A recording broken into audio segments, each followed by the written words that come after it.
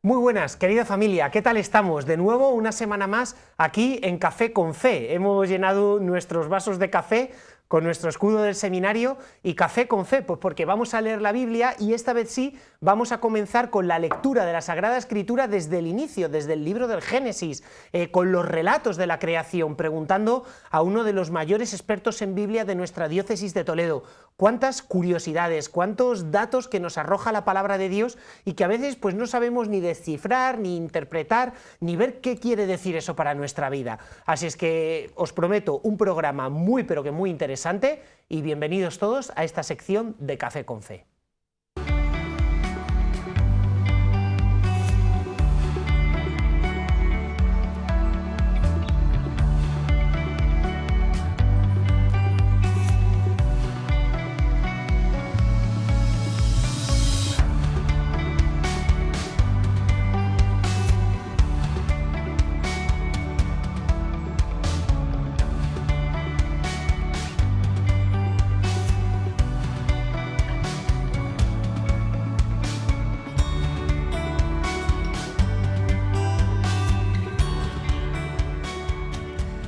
No penséis que la taza está vacía, que aquí yo doy mi sorbito de café que me lo he preparado de verdad, de verdad.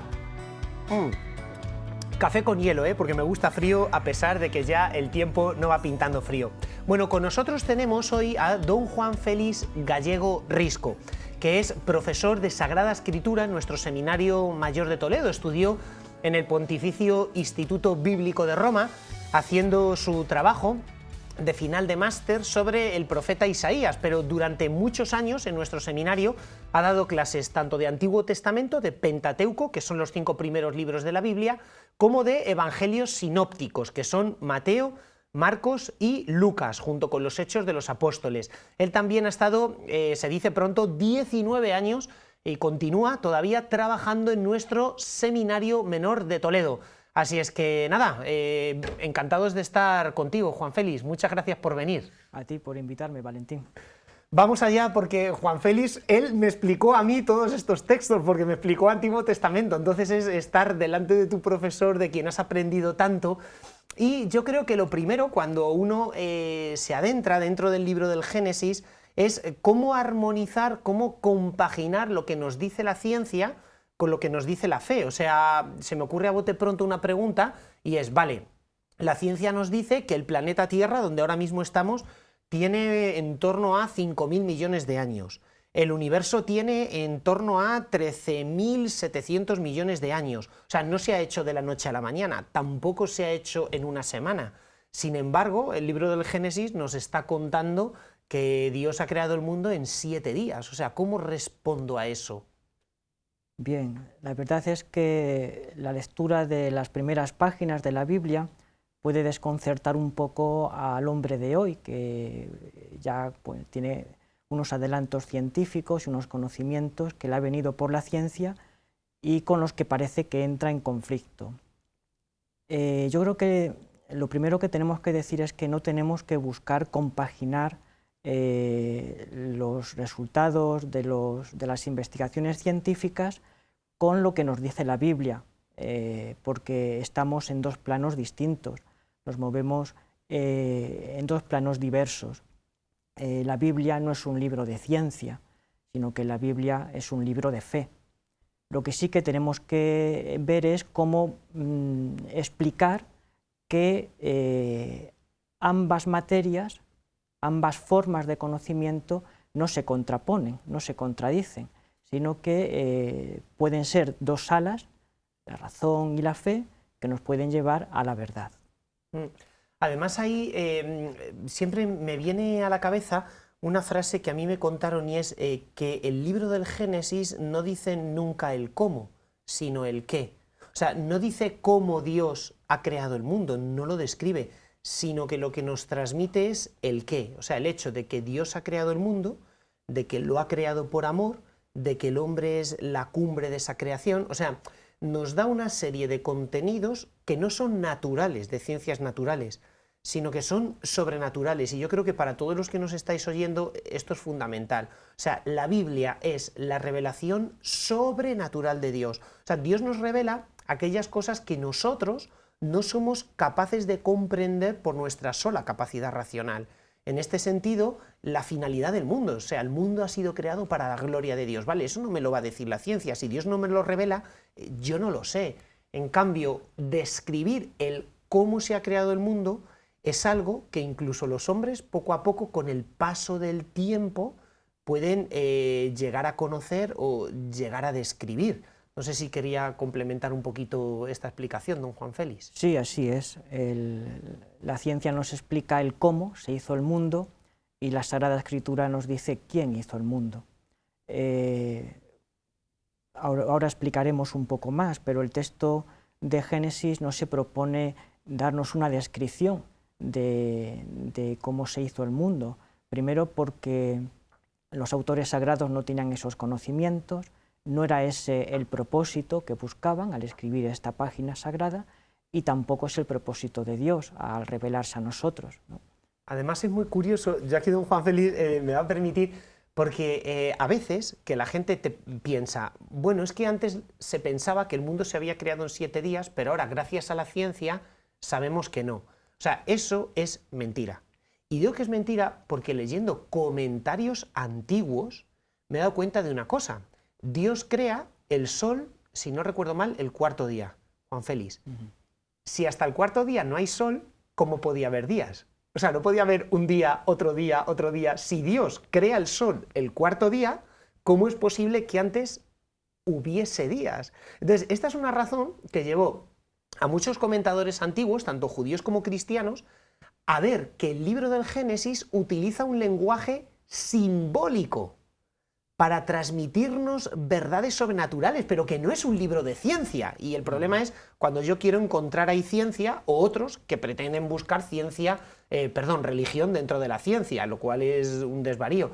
Pero claro, o sea, que eran muy conscientes también en el mundo antiguo que estaban ante un texto que nos transmitía un mensaje que viene de Dios, no simplemente un mensaje, pues yo qué sé, de ciencia natural. Y luego otra cosa que a veces también he explicado es la cuestión de que, aunque a veces se ha colocado a la religión como enemiga de la ciencia, nada más lejos de la verdad, porque por ejemplo la actual teoría que habla del origen del universo con una gran explosión, el famoso Big Bang, es una teoría elaborada por un jesuita belga, el padre Georges Lemaitre, que además lo hizo en los años 30, cuando todavía no había ninguna evidencia científica al respecto. Hoy día, en cambio, sobre todo a raíz de los años 80, sabemos que el mundo fue creado así porque se han descubierto una serie de evidencias científicas, como el enfriamiento del universo, el hecho de que esté en movimiento en constante expansión, pero aquel que propuso por primera vez la imagen moderna del origen del mundo fue un sacerdote. Pero es que esto es increíble porque, por ejemplo, Copérnico, que a veces también como gran astrónomo dice que da el traste con todo lo que pensaban los cristianos acerca del origen del mundo en la Edad Media, Copérnico era diácono católico. Pero de nuevo Mendel, el padre de la genética, era fraile agustino. O sea, realmente hay que tener una visión como muy sesgada, don Juan Félix, ¿verdad? Como para pensar que la ciencia y la fe se oponen. Así es. Yo creo que falta mucha formación al respecto, ¿no? Y en este sentido, la verdad es que tenemos una gran responsabilidad los católicos y bueno, también los sacerdotes, los profesores, para explicar de un modo divulgativo bueno, pues cómo poder interpretar la Sagrada Escritura en el mundo moderno, ¿no? Sin que se opongan la fe y la razón. Vamos, don Juan Félix, más al texto, porque estoy deseando escucharte. A veces le llamo de don, a veces de tú, porque como ha sido mi profesor me impone, todavía me impone, ¿no? No soy capaz de decirle Juan Félix así de tú directamente. Vamos más al texto, porque claro, aquí ahora nos podemos ir al lado contrario. O sea, si el Génesis no nos habla de ciencia, pues lo contrario que alguien puede pensar, pues entonces es una historieta, pues entonces es un lenguaje mitológico, pues entonces es como el cuento de Caperucita Roja, simpático y bonito, pero esas 2 páginas de la Biblia que nos hablan de la creación del mundo, ¿qué importancia tienen? ¿Cómo podemos valorar estas 2 páginas de la Biblia, ver qué tipo de lenguaje se emplea, qué género literario, por qué eso es importante, por qué en el contexto cultural que se escriben esas páginas son profundamente revolucionarias? Bien, los 11 primeros capítulos del Génesis utilizan un lenguaje que llamamos simbólico. Era el modo como en la antigüedad, sobre todo en Oriente, pensaban las cosas y se expresaban.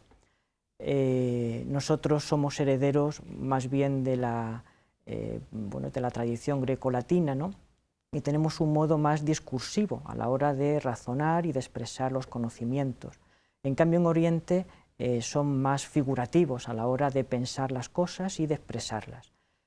Entonces, esos primeros 11 capítulos del Génesis que nos explican cuestiones que están más allá de lo que nuestros sentidos pueden percibir, el origen del mundo, el origen del hombre, el origen del mal, el origen de la muerte, son cuestiones que escapan a lo meramente empírico. El modo como tenían para afrontar este conocimiento era por medio del lenguaje simbólico. Un lenguaje que, por otra parte, está presente también en los mitos de las naciones vecinas y que era el modo como tenían en aquella época de expresarse. El autor sagrado toma este lenguaje simbólico porque era el modo como se expresaban en aquel momento las cosas, pero lo utiliza a modo de boomerang, podríamos decir. Toma ese lenguaje simbólico que está presente en los mitos de los pueblos vecinos, especialmente de Babilonia, que es donde se contextualiza especialmente el primer relato de la creación, para ir contra los mitos. Entonces tenemos en el mismo relato de Génesis 1 una serie de detalles que se aprecian sobre todo en la lengua original, en el hebreo, que nos daba pruebas de cómo el autor sagrado va a querer destruir pues esos mitos para que nos sirvan de tentación al pueblo hebreo que vivían en aquel contexto en la época del exilio. Eso es muy curioso porque se lo explicaba a mis alumnos este fin de semana, el sábado, que en el seminario que tenemos clase los sábados, y estamos haciendo un seminario de arqueología bíblica. Y entonces, muy curioso, porque les estuve explicando cuál era la religión cananea de los pueblos de Canaán, que es, bueno, el área geográfica del antiguo Israel.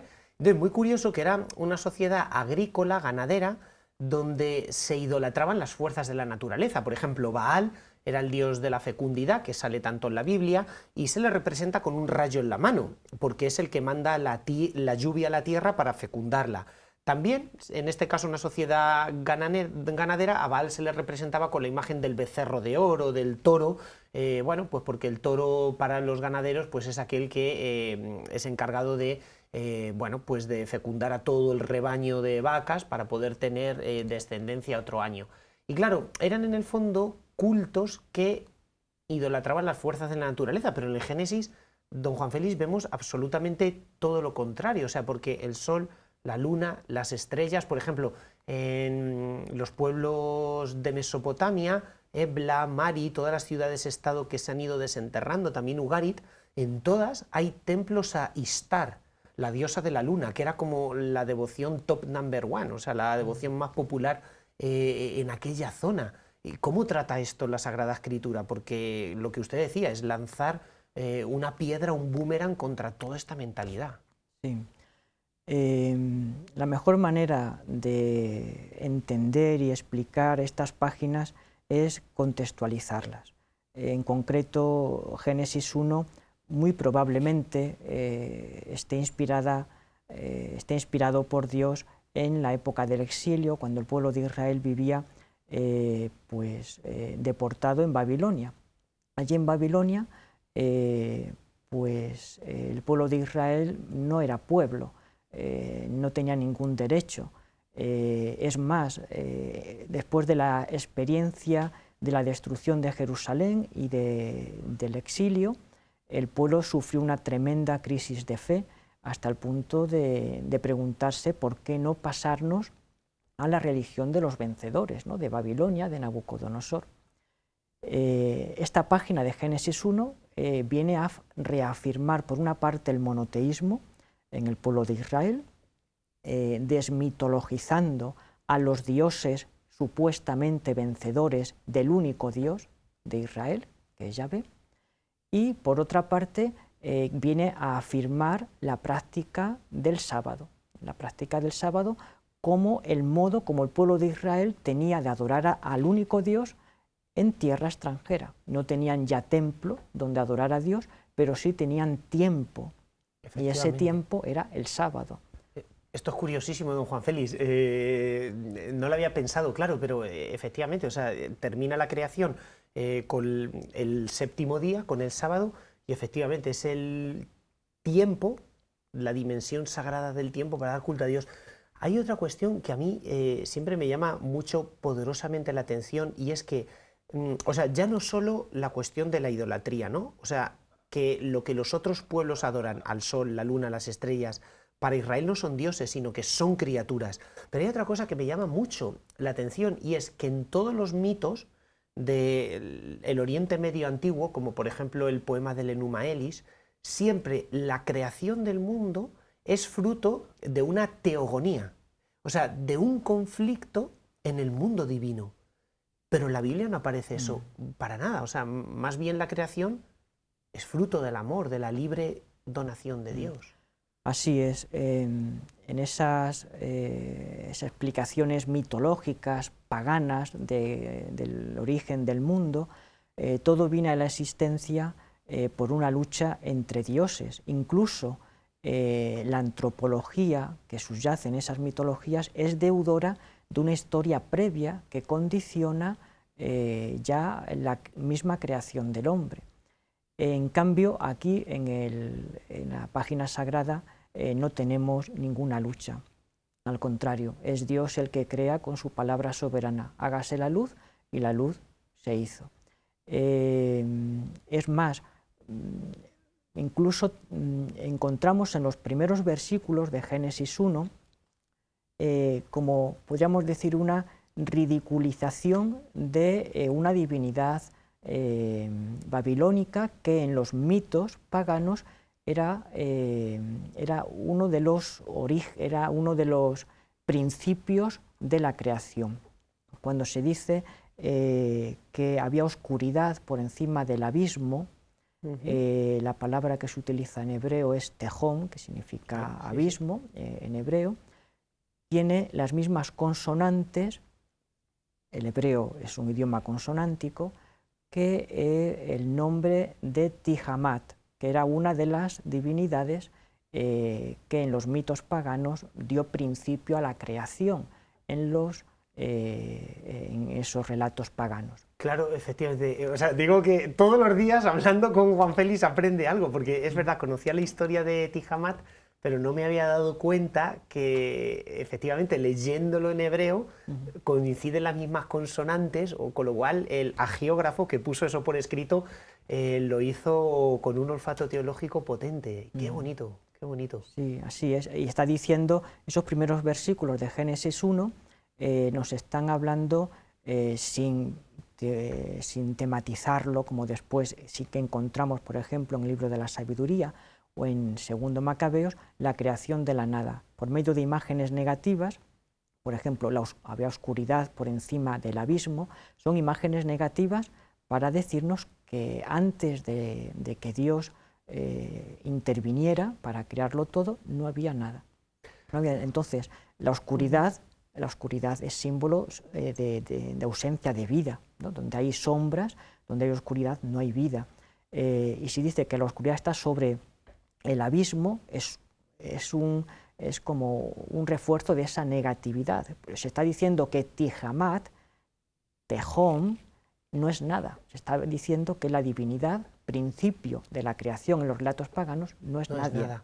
O sea, esto es, bueno, me parece súper interesante, sobre todo porque toca un punto central de nuestro dogma católico, y es que Dios no solo crea el mundo, sino que lo crea ex nihilo, que decimos nosotros, del nihil, que en latín significa la nada. Es decir, no había materia previa preexistente sobre la cual Dios crea, o sea, lo propio de una causalidad material eficiente, que así llamamos en filosofía, como pueda ser un hombre, es que, vale, yo tengo un escultor, ¿no? Y entonces un escultor como Miguel Ángel me saca una estatua preciosa como es el Moisés de Miguel Ángel, esculpiendo con un cincel, con un martillo, pero necesita antes el mármol. O sea, las personas no podemos crear de la nada, transformamos materia que ya existe, sí, pero no creamos de la nada. Pero lo propio de Dios, en su omnipotencia, es que crea de la nada y como bien dices, esto aparece ya en el libro del Génesis, pero luego aparece más claramente a lo largo del Antiguo Testamento en Macabeos y en Sabiduría. Así es. Pues vamos un poquito, don Juan Félix, a ver cómo se crea el mundo, porque, bueno, sigue una estructura, un orden, la creación, además está todo como muy en una especie de letanía que se va repitiendo, es como una canción con muchos estribillos. ¿Nos podía explicar un poquito esto? Sí, tenemos dos relatos de la creación en el libro del Génesis. El autor sagrado último recibió, tenía a mano dos tradiciones sobre el mismo hecho y para él las dos tradiciones tenían un gran valor porque tenían un valor sagrado, venía de Dios, entonces no podía eliminar una en favor de otra porque sería cerrar la revelación de Dios. Entonces, en lugar de eliminar, justapuso un relato al otro, aunque el lenguaje sea distinto, el género literario también sea distinto, pero si fuéramos a ir explicando cada uno de sus elementos, la verdad de fondo es la misma en cuanto a la visión del mundo y en cuanto a la antropología. Si nos centramos en Génesis 1, en el primero, el relato está estructurado en 7 días. La creación está estructurada en 7 días. Los 3 primeros días Dios realiza la acción de separar espacios y en los siguientes 3 días Dios ornamenta los espacios que ha ido separando previamente. Es curioso porque cuando se habla de que antes de la acción de Dios todo era caos y confusión, tohu vabohu, ¿no? Tohu vabohu, esa expresión sí. en hebreo. Que es otro concepto negativo que nos habla de esa nada, de esa creación de la nada, pues cómo Dios va creando, interviniendo en ese tohu vabohu, separando. Separando es ordenando y disponiéndolo todo para que en esa casa que es la creación comience a haber vida. Y luego ya en el 7º día se dice que Dios descansa de la obra que ha hecho. El hombre es el culmen de esta obra de la creación, su creación es narrada en el 6º día. Además, es curioso, el otro día leyendo a un autor norteamericano, John Bergsma, que por cierto algún día recomendamos aquí algún libro suyo, comentaba esta obra de la creación precisamente con estos dos conceptos, tohu, caos, vabohu, vacío. Entonces él decía, los 3 primeros días lo que Dios hace es ordenar el caos. ¿Y cómo se ordena el caos? Separando, colocando. Entonces separa los espacios. Pero como es un caos vabohu, vacío, ¿qué es lo que hace después? Una vez que ha separado los espacios, rellenarlos, primero con las aves, luego con los animales, luego, en fin, ¿no? O sea, primero ordena el caos, separando con claridad cuáles son los espacios y luego después los va rellenando con los seres vivos. Pero hablemos un poquito más, don Juan Félix, de ese culmen de la creación que es el hombre. Y yo me atrevería a decir, porque luego esto es tan importante para la fe cristiana, San Juan Pablo II, en sus célebres catequesis sobre el cuerpo, parte tanto siempre de la creación, o sea, por un lado del hombre, pero por otro lado, don Juan Félix, lo que yo llamaría la finalidad litúrgica de la creación en este primer relato. O sea, cómo la creación está mirando a ese día del culto a Dios, o sea, cómo todo tiene en la vida una finalidad litúrgica, qué lección nos da para nuestra vida cristiana este relato. Bien, la estructura de Génesis 1 en 7 días nos puede parecer como que lo que nos viene a ofrecer es una explicación del espacio, de cómo se hizo el mundo, pero no es así. En el mismo relato vemos que se privilegia el tiempo sobre el espacio. Por ejemplo, en una serie de 7, los días principales son el día del centro, que es el 4, el primer día y el último. Estos 3 días tienen que ver no tanto con el espacio, sino con el tiempo. Porque ¿qué crea Dios en el primer día? Separa la luz de las tinieblas, que es la unidad básica del tiempo, el día y la noche, el tiempo. ¿Qué crea en el cuarto día? Como bien has dicho, el sol, la luna, las estrellas. ¿Para qué los crea? Para servir al hombre, no para que el hombre los sirva, como hacían los babilónicos, que servían a esas fuerzas de la naturaleza, a esos astros. No, aquí están al servicio del hombre y de Dios, porque fueron creados, dice el texto, para marcar las fiestas. Efectivamente, utiliza la palabra moedim, que es una palabra del ciclo de las estaciones, de las fiestas, una palabra litúrgica. Así es. Y luego el séptimo día, que es el día del descanso de Dios, entramos en el tiempo, podríamos decir, en estado puro. Entonces, lo que se privilegia en esta estructura sextenaria de la creación es el tiempo por encima del espacio. ¿Por qué? Porque el relato lo que persigue es una finalidad litúrgica.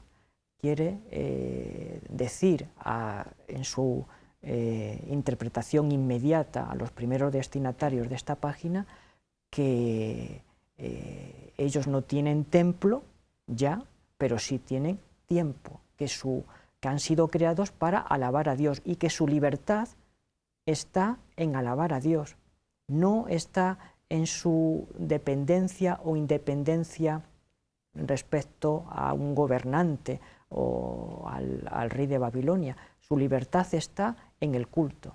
Encuentran la libertad en la liturgia, en el culto a Dios. Qué impresionante. De todas formas, claro, esto a mí me llama tanto la atención porque a veces cuando se habla pues de paleontología, arqueología, siempre se habla del Homo neandertal, del Homo sapiens, del Homo erectus, pero según la Biblia el hombre es un Homo liturgicus. O sea, hemos sido creados y la creación alcanza su finalidad cuando alabamos a Dios, cuando servimos a Dios. O sea, toda la creación está orientada a la alabanza divina para que tanto el universo que vemos, material, como lo que no vemos, se una en coro para alabar a Dios, de tal forma que en la propia liturgia no simplemente somos nosotros, sino que la creación entera alaba a Dios. O sea, estamos hechos para alabar a Dios. A mí me encanta esto porque, bueno, es una frase que repetía mucho el cura de Ars: estamos hechos para alabar a Dios.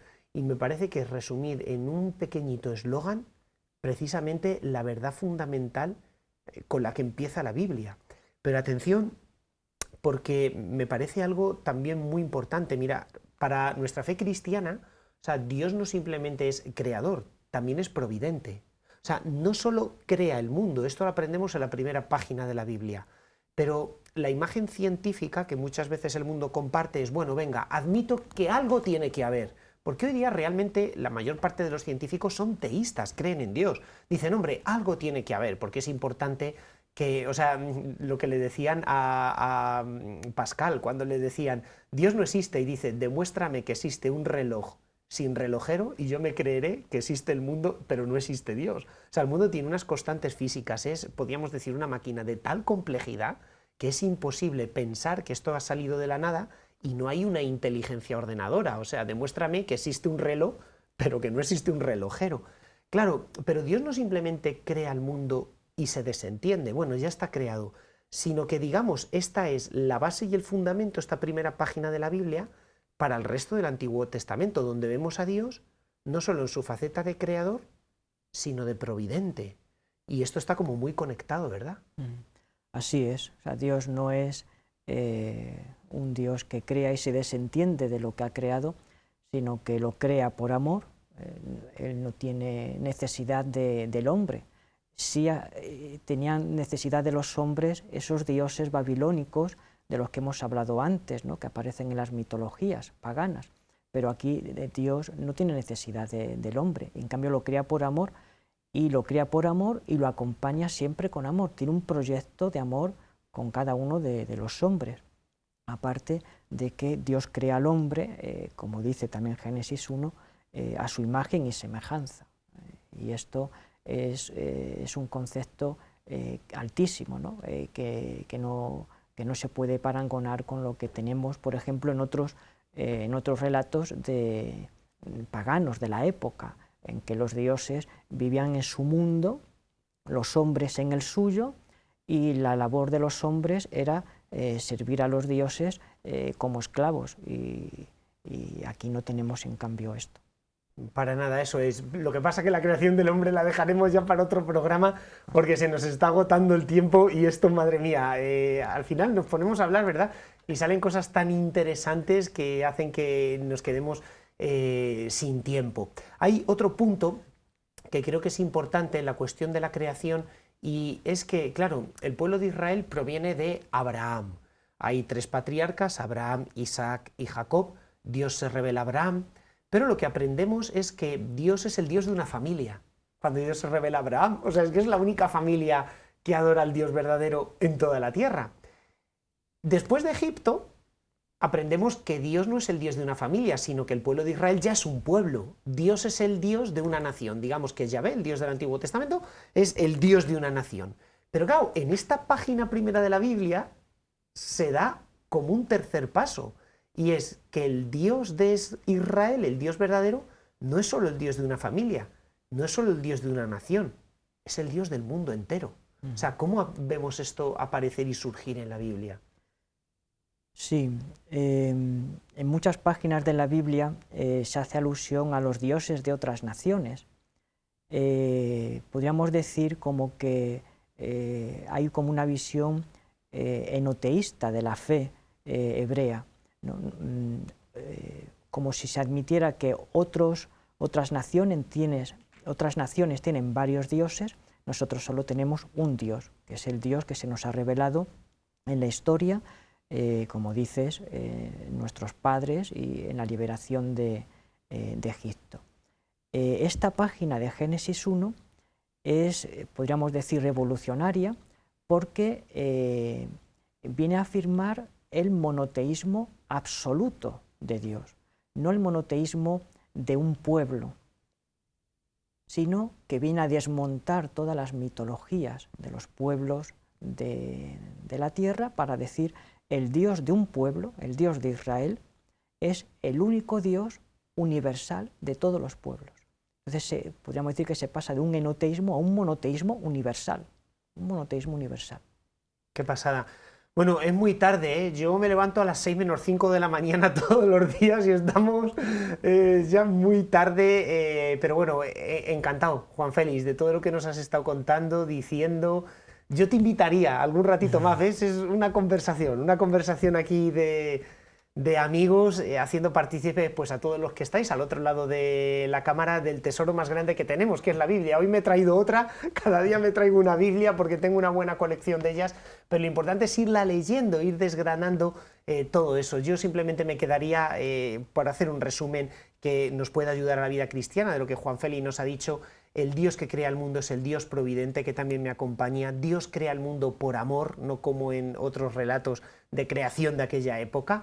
Y finalmente, esto me encanta, la creación entera tiene una finalidad litúrgica, es decir, yo estoy hecho para alabar a Dios y si hago eso, estoy haciendo lo más importante porque Dios ha pensado al hombre para eso. O sea, no nos ha pensado ni para ser inteligentísimos, ni para hacerlo todo bien, ni para... No, o sea, si en tu vida alabas a Dios, ya estás cumpliendo aquello para lo cual Dios te ha creado y el resto de cosas son maravillosas, en tanto en cuanto a ti te ayuden a alabar más a Dios. Pues simplemente os doy mi recomendación bibliográfica de esta semana, que es un libro publicado en la editorial Palabra, escrito por Bram Pitre, y que se llama Camino de oración con Jesús, itinerario para un crecimiento espiritual. Es un libro que, basado en la Biblia, basado en la Sagrada Escritura, propone un itinerario para ir creciendo la vida espiritual. Es un curso escrito que se ha dado a universitarios, divulgativo, se lee muy bien y no conozco a nadie que se haya leído este libro y que no esté contento. Así es que si tienes que ir preparando regalos para cumpleaños, para cualquier cosa, santos, festividades, aquí te lo dejo. Camino de oración con Jesús, de Gran Pitre, editorial Palabra. Familia, encantados de teneros con nosotros. Rezad mucho por nuestro seminario menor y también por nuestro seminario mayor, que Juan Félix, que ha estado con nosotros, el rector del seminario menor, pues para que el Señor nos siga bendiciendo en la diócesis de Toledo con muchas y buenas vocaciones. Bendiciones y un abrazo a todos en el corazón de Cristo. Chao.